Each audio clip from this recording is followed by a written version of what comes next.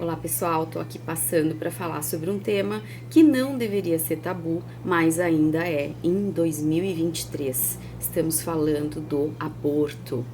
É muito importante pensar sobre várias questões, sobre vários aspectos. Primeiro, você não pode colocar uma barreira e dizer eu não quero saber, eu sou contra o aborto. Ninguém é favorável ao aborto em si. As pessoas são favoráveis ao direito às mulheres de possuírem uma autodeterminação em relação ao seu próprio corpo. E isso é, de fato, algo que é inquestionável, que o Estado não deve tutelar ou exercer nenhuma espécie de controle em relação ao que as mulheres podem ou não podem fazer com o seu corpo. E aí, vocês poderão me dizer, né? Ah, mas a gente não é uma questão do corpo só da mulher. Nós estamos falando daquela vida que está dentro da mulher. Em geral, é isso que as pessoas falam. Qual é o erro nesse raciocínio? Onde está o equívoco nesse raciocínio? Primeiro, um feto, que ele é naquele estágio inicial, ele nem é considerado feto, existem os estágios dentro da gravidez, e o primeiro momento ele é um embrião, depois ele passa a ser um feto, e depois, quando ele tem condições de vida autônoma, é que a gente fala de uma criança. Então, lá no último estágio da gravidez, depois, lá no último trimestre, quando essa criança já tem condição de existir fora do útero da mãe. Ali, nesse momento é que a gente pode falar, pode usar o termo criança, aí é adequado. Nesse primeiro trimestre, a gente está falando apenas de um embrião, né? De uma junção de células, né? De uma fecundação de duas células e que ali ela está se multiplicando, né? É um complexo de células que estão se multiplicando.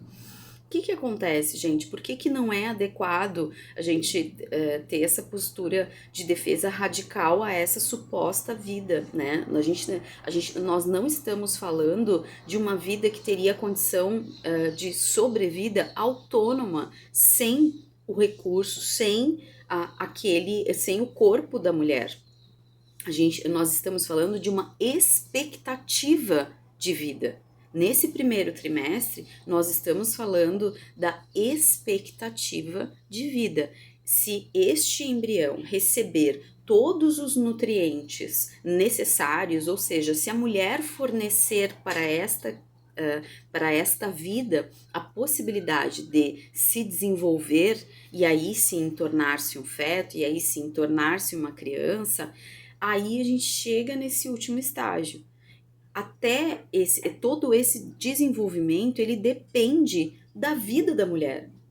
Ele depende do corpo da mulher. A mulher torna o seu corpo uma grande usina de vida. E ela fornece do seu próprio corpo os recursos, as vitaminas, os sais minerais, tudo que se faz necessário para construir todos os neurônios, os tecidos humanos. Então, essa escolha por ser essa usina que vai produzir essa vida é uma escolha que cabe à mulher.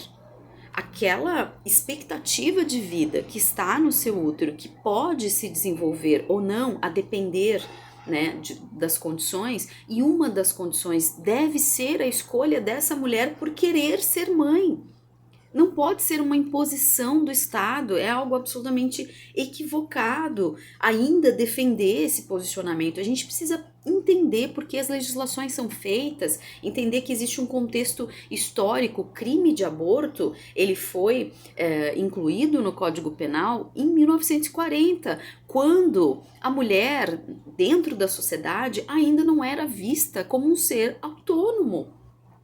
Então, lá em 1940, as mulheres não tinham direito à autodeterminação dos seus direitos reprodutivos. Elas não tinham direito a absolutamente nada, nem a trabalhar de forma autônoma, né? Em 1932, que nós tivemos o direito ao voto. Então, assim, as mulheres estavam ali num momento dentro da sociedade em que não era razoável imaginar que uma mulher pudesse ter direito, ter acesso a essa escolha. Nós estamos em 2023. Não há que se falar mais em tutela do Estado em relação ao corpo das mulheres. Eu lecionei várias vezes, né, a disciplina de integração, o conhecimento jurídico, no qual eu conversei com os meus alunos sobre a questão do aborto. E sempre, invariavelmente, alguns eixos nesse debate que tornam o debate tão enviesado, tão difícil e tão equivocado. Primeiro eixo, a questão da religiosidade. Ah, mas a minha religião proíbe, a minha religião condena. Perfeito, não tem problema algum. Ocorre que religião vem do verbo religare, ligar entre, ligar você ao seu eu divino. É um fio. A religião é uma prática individual. Então, o que você faz religiosamente para se ligar ao seu eu divino não impacta e não pode impactar em relação à vida de outras pessoas. O que as outras pessoas fazem não impacta na sua religião, e a sua religião não pode impactar na vida das outras pessoas. Nós vivemos em um estado laico. E a nossa Constituição garante o direito à proteção à manifestação religiosa. Está no nosso artigo 5º, é um direito fundamental, e como eu sempre digo aos meus alunos, né, o nosso artigo 5º tem lá um título dos direitos e deveres fundamentais, né? Então, onde estão os deveres? Os deveres estão presentes em todos os artigos, porque os direitos fundamentais são direitos de caráter dúplice, são direitos e são deveres. Então, se você quer que a sua liberdade religiosa seja respeitada, você precisa respeitar a liberdade religiosa das outras pessoas, inclusive de não ter religião. Se você quer que as pessoas te respeitem, você precisa respeitar os outros. Então, o argumento religioso não cabe aqui. Nós vivemos em um estado laico. A sua religião, a sua crença não pode impactar na vida de outras pessoas. Desculpa, pessoal. Não vou começar a regravar, que já estou com 7 minutos. A questão da vida.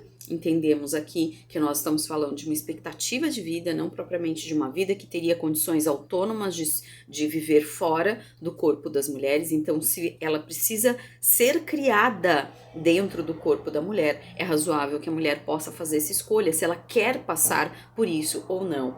Por fim, a questão se é razoável pensar que o Estado pode dizer o que você pode fazer ou não com o seu corpo.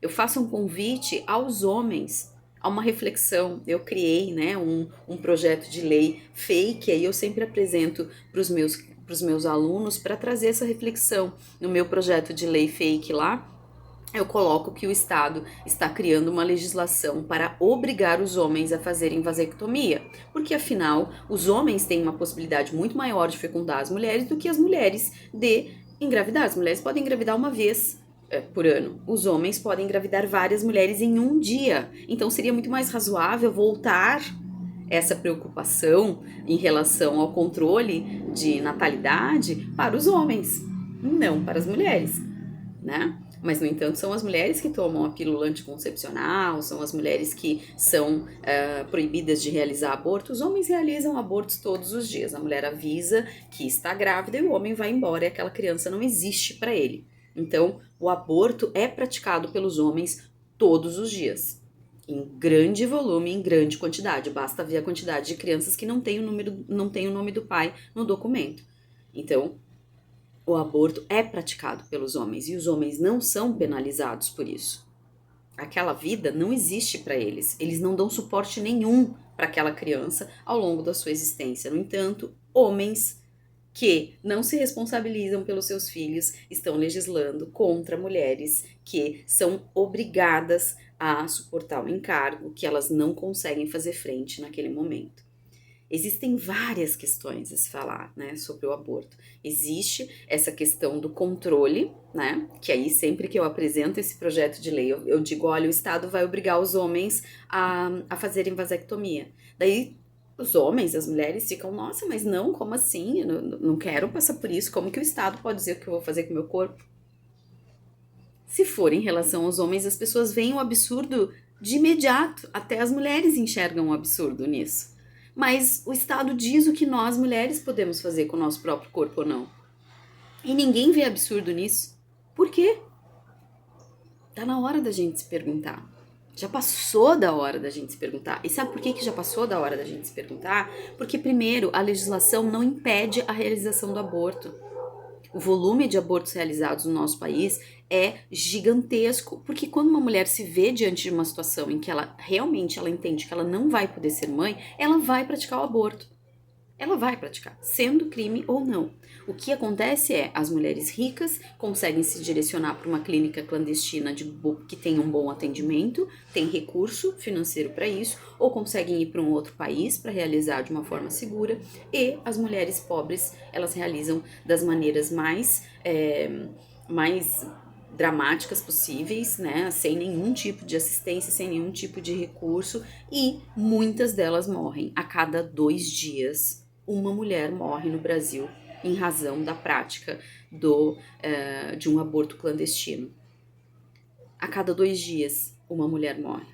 Essa vida não é defendida pelas pessoas que supostamente defendem a vida, defendem de forma intransigente, mas essas mulheres invisíveis que morrem e que deixam filhos, que deixam família, que deixam um rastro de luto desnecessário em razão de ter que passar por isso, de ter que praticar um aborto de forma clandestina, de forma arriscada, em locais absolutamente sem nenhum tipo de recurso, em locais insalubres, em locais que são né, impensáveis ali, a higiene é um luxo que não existe. Né? E aí essas mulheres morrem pelas coisas mais desnecessárias, porque se tivessem um mínimo de suporte, elas não estariam nessa situação. Então, nós precisamos falar sobre o aborto, falar com honestidade, falar sem a hipocrisia do moralismo, falar sem o filtro da religião, porque ele não cabe nesse debate. Não interessa se você é católico, se você é cristão, se você é evangélico, se você é protestante, bom para você. Pratique a sua religião e ela vale para você, ela não vale para a sociedade. A única vez que a sociedade brasileira foi tutelada por uma religião oficial foi na nossa Constituição de 1824. Então tá na hora de se atualizar em relação ao que é o Estado brasileiro, né? Todos deveriam se atualizar, porque é triste ver mulheres juristas, mulheres advogadas, juízas, promotoras, dizendo que entendem que a legislação deve continuar da mesma forma que está. Quando você diz isso, você fecha os olhos para a realidade de muitas mulheres, de mulheres que não têm recurso e que muitas vezes se veem em situações absolutamente desesperadoras e que precisam sim praticar esse aborto e que você que não está passando por isso não tem o direito de julgar, porque você não vai ajudar a criar essa criança. Você não vai na casa dela sustentar essa criança. Você não vai acordar no meio da noite para ninar essa criança, né? E aí, por fim, né, fechando aqui, já está um vídeo um tanto longo, mas o último argumento, né, que é trazido de uma forma muito rasa, né, um argumento que nem deveria ser considerado dentro de um debate tão sério, com consequências tão sérias para a nossa sociedade, mas as pessoas falam, só engravida quem quer. Pensa numa informação equivocada. Várias mulheres engravidam mesmo estando tomando todos os cuidados necessários para evitar a concepção. E ainda assim, muitas mulheres acabam engravidando. E ainda que essa mulher tenha realmente se descuidado, é o corpo dela, não é o seu. Essa expectativa de vida que está dentro do útero dela não diz respeito a você. Não diz respeito à sua vida, porque você não vai ajudar essa mulher. Você não vai ir lá dar suporte para essa mulher. E se essa mulher tem esse filho e ela não consegue criar, você vai julgar essa mulher. Então, se você não faz parte da solução, você não pode fazer parte do problema. Se você não estará lá para dar o suporte necessário, você não pode condenar essa mulher por tomar essa escolha que para ela é a escolha mais adequada. Então, eu deixo aqui essas reflexões, ficou um vídeo um pouco longo, mas quem quiser assistir a esse conteúdo é bastante importante. Obrigada.